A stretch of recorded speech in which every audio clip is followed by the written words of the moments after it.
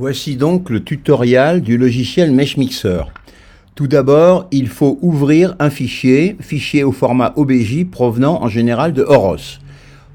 On clique sur Open et on choisit un fichier. Voilà. Open. L'autre solution également consiste à glisser-déposer un dossier depuis le bureau dans la fenêtre MeshMixer.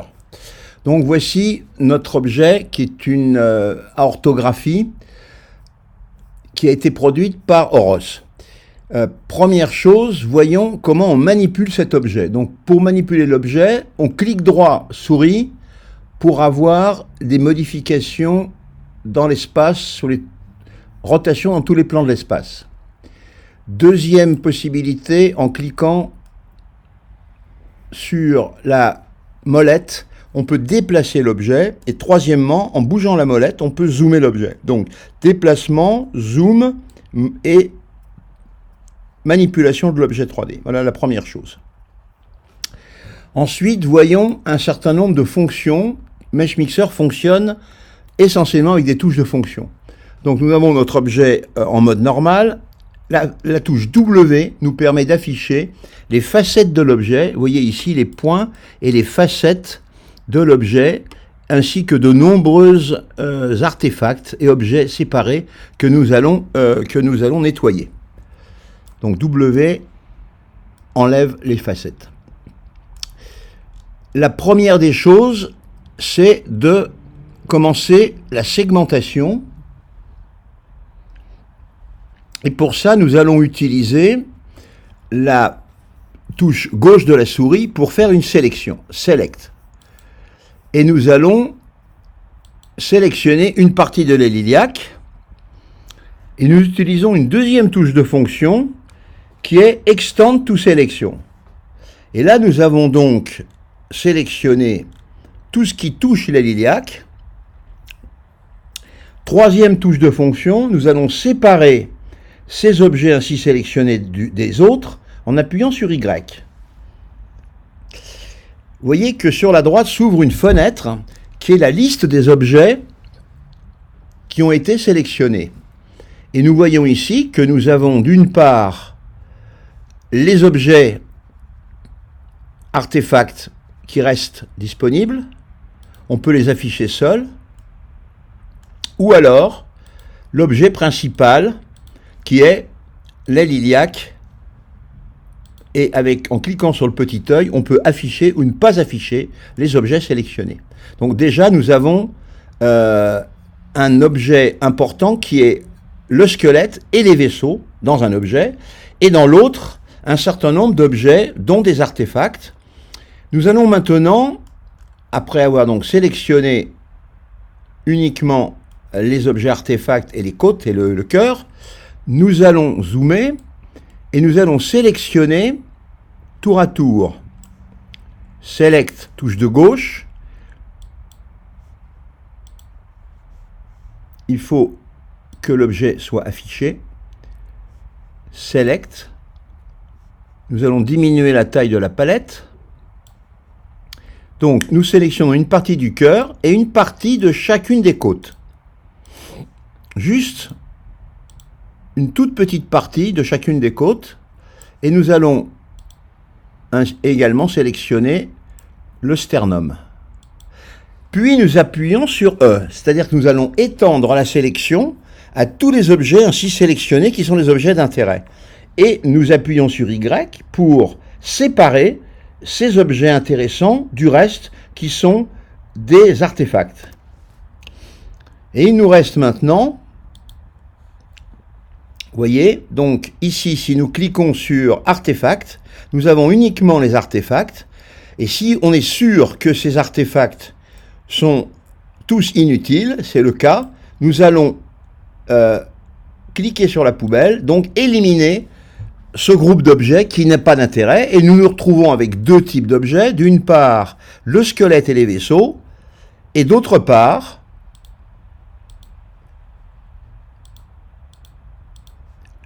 le deuxième groupe d'objets, c'est-à-dire une partie du cœur et des côtes.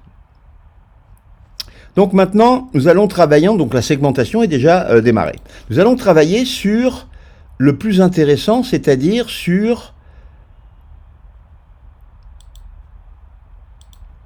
les objets d'intérêt anatomique, c'est-à-dire le squelette et les vaisseaux. Et là, le grand problème, c'est qu'il faut séparer les vaisseaux du squelette, ce qui n'est pas très facile, car ils se touchent à plusieurs endroits. Ils ont plusieurs connexions, et il convient maintenant de séparer, de sélectionner et de couper ces sélections pour pouvoir facilement segmenter les vaisseaux du squelette. Alors, pour ça, il faut examiner l'anatomie de l'objet 3D. Vous voyez que déjà ici, nous avons des communications entre l'aorte abdominale et le squelette. Nous avons une communication ici. Donc nous allons prendre la sélection. Nous cliquons sur l'objet et nous le visualisons pour pouvoir sélectionner. Il faut que l'œil soit ouvert. Et nous allons, avec l'outil Select, nous allons diminuer la taille de la palette. Nous allons ici sélectionner une partie, le pont entre les deux objets. Alors évidemment, il convient de retourner l'objet. Il y a également un pont ici. Il convient de retourner l'objet pour pouvoir effacer les ponts de communication des deux côtés.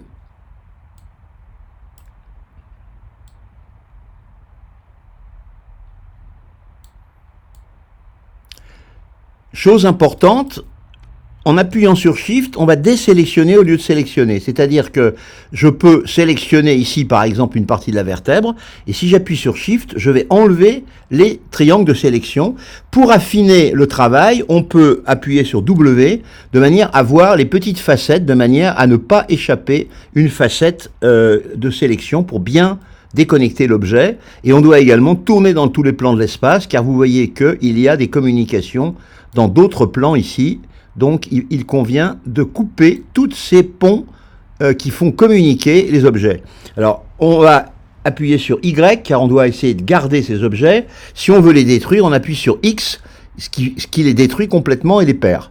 Mais avec Y, on peut les récupérer et les réutiliser éventuellement. Donc il convient d'utiliser plus volontiers la touche Y de séparation. Vous voyez que là, il y a mon objet principal. Un autre endroit, plusieurs autres endroits sont des points de contact, à savoir là, la veine iliaque commune au niveau de l'anévrisme. Ici, j'ai une grosse communication ici même entre la partie anévrismale de l'iliaque commune gauche et le sacrum. Donc je vais couper le pont ici. Vous voyez qu'on doit faire tourner l'objet de manière à bien être sûr d'avoir coupé tous les ponts qui les font communiquer. Y à nouveau, et je reprends mon objet. Vous voyez que là, la séparation n'est pas complète. Il y a encore une facette ici.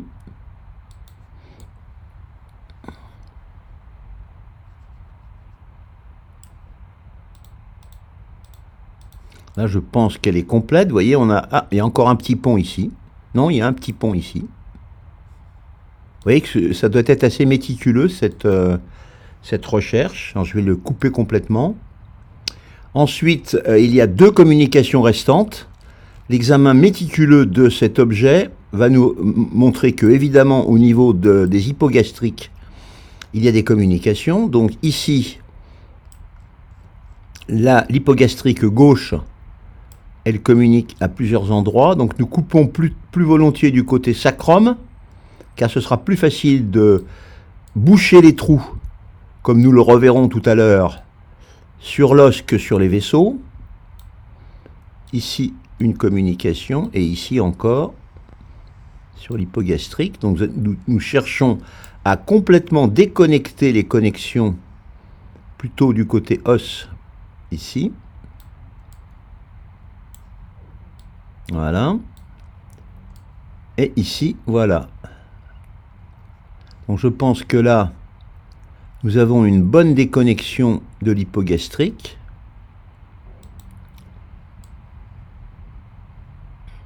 Il faut également déconnecter de ce côté. J'ai commis une erreur Shift et je redésélectionne la partie. Voilà. Y. Examinons maintenant ce qui a été fait. Et nous voyons que nous avons une bonne déconnexion, sauf sur un petit contact ici. Celui-là, nous pouvons le supprimer avec X. Et peut-être également un autre contact ici.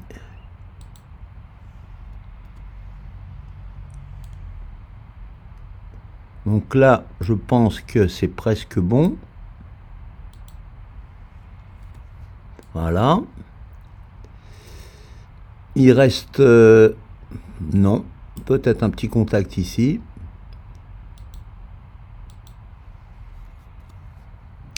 Maintenant, il reste un contact ici. Voilà, on voit parfaitement qu'il a été enlevé. Et pour finir, nous avons déconnecté. C'est cette opération qui est la plus longue et la plus délicate, mais nous allons, ça va permettre de segmenter totalement les vaisseaux du squelette. La dernière déconnexion est là. Vous voyez ici.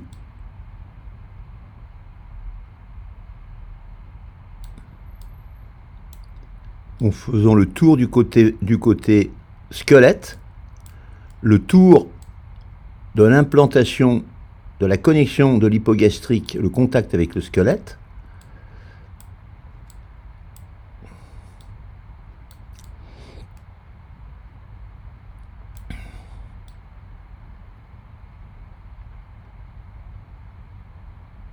Là, si j'ai commis une erreur et que je peux appuyer sur Shift et désélectionner la partie qui a été sélectionnée par erreur et reprendre le travail ainsi. Là, je pense que j'ai fait le tour de cette connexion et je fais Y, donc je la désélectionne et je vérifie mon travail. Donc je pense que j'ai totalement séparé ainsi l'hypogastrique droite. Alors je vais pouvoir maintenant tester si j'ai bien trouvé toutes les connexions, les contacts.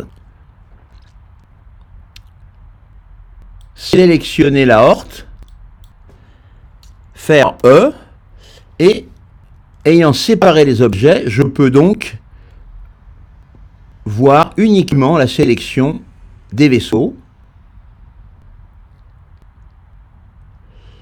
Je fais Y pour séparer les vaisseaux de l'os.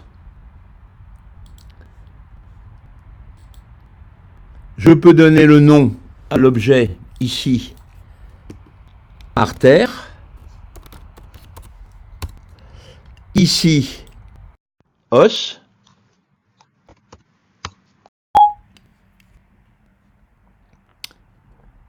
Je sélectionne uniquement les artères et vous voyez que j'ai uniquement l'arbre artériel. Alors maintenant, deux choses importantes. Premièrement, comment boucher les trous? Les trous sont essentiellement au niveau de l'os. Vous voyez qu'il y a de nombreux trous. C'est les trous de séparation de ce que j'ai coupé. Donc le bord du trou ici, du sacrum. Et je fais F, fill, et vous voyez que et je fais accept, et j'ai complètement ainsi bouché le trou du sacrum. Je vais procéder ainsi pour tous les autres trous que j'ai fait en séparant les objets. Ici sur la vertèbre, F pour fill, accept pour boucher le trou, ici de même, fill, accept, et pour finir ici, non. Il y a un petit problème. Parfois ça ne fonctionne pas, mais c'est très rare. Fill, accepte. On voit donc, merci pour Siri, on voit donc ici que j'ai parfaitement bouché les trous de la colonne, bouché les trous du sacrum en grande partie. Il me reste certains trous au niveau du contact avec l'hypogastrique, c'est-à-dire ici. Et de la même manière, je vais devoir boucher les trous que j'ai fait en séparant.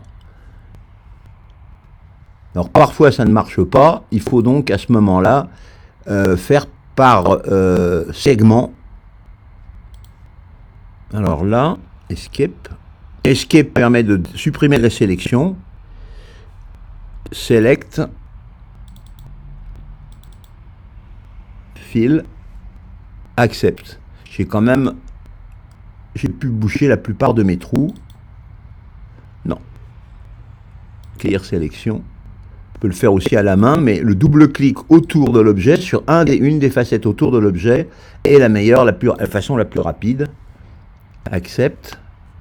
Même si, effectivement, je peux également le faire à la main. Je peux contourer l'objet rapidement, le contour du trou, Fill, et ça ne marche presque dans tous les cas. Dernier. Cancel, Clear sélection. Ici. Voilà, peut-être que celui-là ça fonctionnera. Non, ça ne marche pas. Il n'aime pas les trous. Il n'aime pas les. Il faut faire séparément chaque trou isolé. Quand les trous ne se touchent pas, il n'est pas très performant pour Fill. Alors il y a une autre raison pour laquelle il ne bouge pas les trous, c'est quand il y a une anfractuosité, c'est-à-dire quand le trou n'est pas régulier, mais a des anfractuosités qui rentrent à l'intérieur de l'objet 3D. Là, on va faire le tour de celui-ci.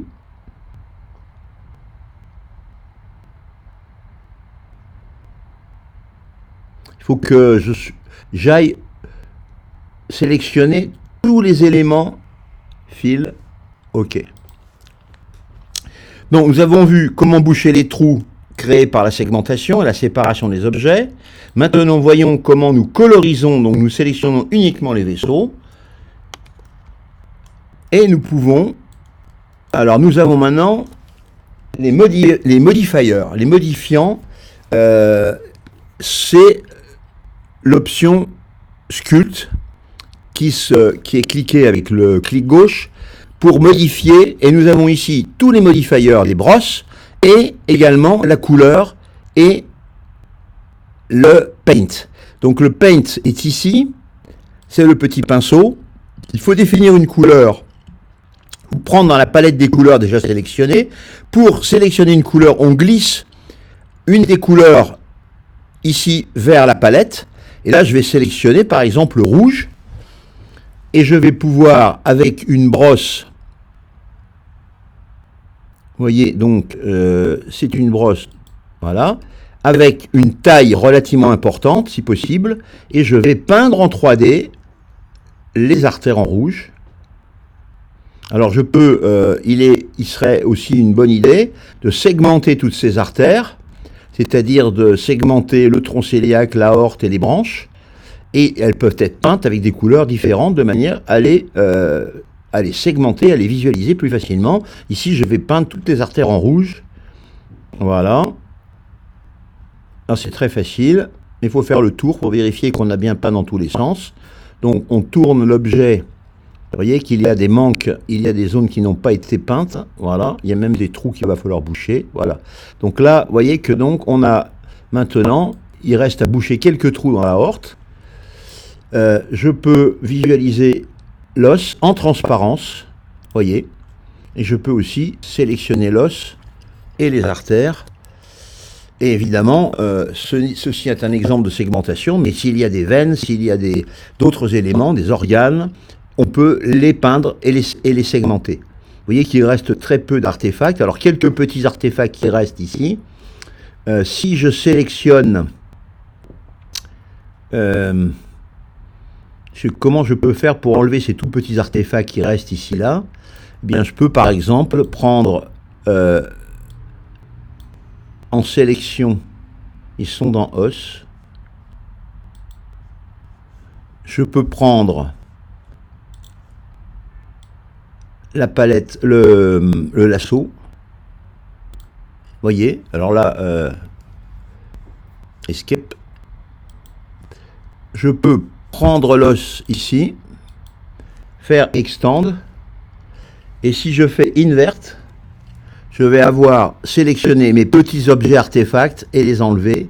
Je peux faire X en enlevant les objets artefacts, en étant sûr que ce n'est pas des objets importants. Voilà. Donc là, voilà les éléments de démonstration, la colorisation, la segmentation, la séparation. Donc les touches de fonction, W pour avoir les mèches, Y pour séparer les objets, les brosses, la couleur. Et donc maintenant que c'est terminé, nous allons sauver cet objet. Il y a deux solutions. Soit nous sauvons en Mesh Mixer, au format Mesh Mixer. Il se sauve donc ici dans le bureau. Ou alors nous pouvons, mais nous allons perdre, alors nous allons sélectionner tous les objets colorisés. Et nous pouvons le sauver au format OBJ avec tous les objets séparés, mais il faut les sélectionner et les visualiser. Et nous faisons File, Export, et nous exportons au format OBJ le même objet dans le bureau. Voilà.